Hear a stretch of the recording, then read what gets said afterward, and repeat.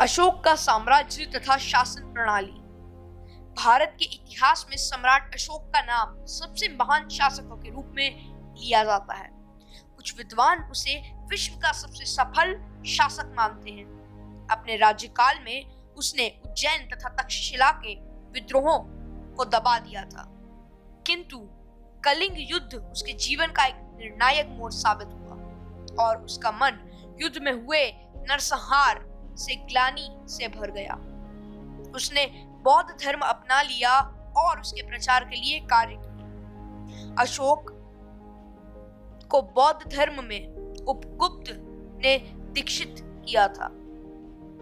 भारत में सर्वप्रथम मौर्य वंश के शासनकाल में ही राष्ट्रीय राजनीतिक एकता स्थापित हुई। मौर्य प्रशासन में सत्ता का सुदृढ़ केंद्रीकरण था, लेकिन राजा निरंकुश नहीं होते थे।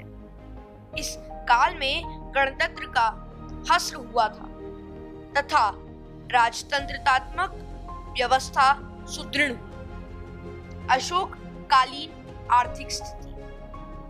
इतने बड़े साम्राज्य की स्थापना का एक परिणाम यह हुआ कि पूरे साम्राज्य में आर्थिक एकीकरण हुआ। किसानों को स्थानीय रूप से कोई कर नहीं देना पड़ता था, हालांकि इसके बदले उन्हें कड़ाई से वाजिब मात्रा में कर केंद्रीय अधिकारियों को देना पड़ता था। उस समय की मुद्रा पण थी। अर्थशास्त्र में इन पणों के वेतनमानों का भी उल्लेख मिलता है। न्यूनतम वेतन 60 पण होता है, जबकि अधिकतम 48,000 पण। धार्मिक स्थिति। अशोक ने कलिंग युद्ध के बाद बौद्ध धर्म को अपना लिया था। इसके बाद धम्म के प्रचार में अपना ध्यान लगाया।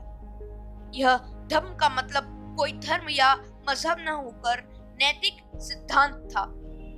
उस समय ना तो इस्लाम का जन्म हुआ था और ना ही ईसाईयत का। अंततः वे नैतिक सिद्धांत उस समय बाहर के किसी धर्म का विरोध नहीं होकर मनुष्य को एक नैतिक नियम प्रदान करना था। बौद्ध धर्म अपनाने के पश्चात उसने इनको जीवन में उतारने का भी कोशिश की। उसके शिकार करना तथा पशुओं का अत्याचार करना छोड़ दिया। मनुष्यों तथा जानवरों के चिकित्सालयों की स्थापना करवाई। उसने ब्राह्मणों तथा अपने पुत्र महेंद्र को पाटलिपुत्र से श्रीलंका जलमार्ग से रवाना किया। अशोक और कलिंग युद्ध। अपने राज्याभिषेक के 8वें वर्ष 261 ईसा पूर्व अशोक ने कलिंग का आक्रमण किया। आंतरिक अशांति से निपटने के पश्चात 269 ईसा पूर्व में उसका विधिवत अभिषेक हुआ। 13वें शिलालेख के अनुसार कलिंग युद्ध में 1,50,000 व्यक्ति बंदी बनाकर निर्वसित कर दिए गए। 1,00,000 लोगों की हत्या कर दी गई। सम्राट अशोक ने भारी नरसंहार को अपनी आंखों से देखा। इससे द्रवित होकर अशोक ने शांति, साम्राज्य प्रगति तथा धार्मिक विचार किया। अशोक के हृदय में कलिंग युद्ध ने महान परिवर्तन कर दिया। उसका हृदय मानवता के प्रति दया और करुणा से उल्लेखित हो गया। उसके युद्ध क्रियाओं को सदा के लिए बंद कर देने की प्रतिज्ञा की। यहाँ से आध्यात्मिक और धम्म विजय का युद्ध शुरू हुआ। उसने बौद्ध धर्म को अपना धर्म स्वीकार किया। अशोक ने अपने शासनकाल के 10वें वर्ष में सर्वप्रथम बौद्ध गया की यात्रा की थी। इसके पश्चात अपने राज्याभिषेक के 20वें वर्ष में लुम्बिनी की यात्रा की थी तथा लुम्बिनी ग्राम को करमुक्त घोषित कर दिया था। अफगानिस्तान अभिलेख, लघुलेख, खम्भ लेख ब्राह्मी लिपि में उत्कीर्ण है। अशोक का इतिहास में भी हमें इन अभिलेखों से प्राप्त हुए हैं।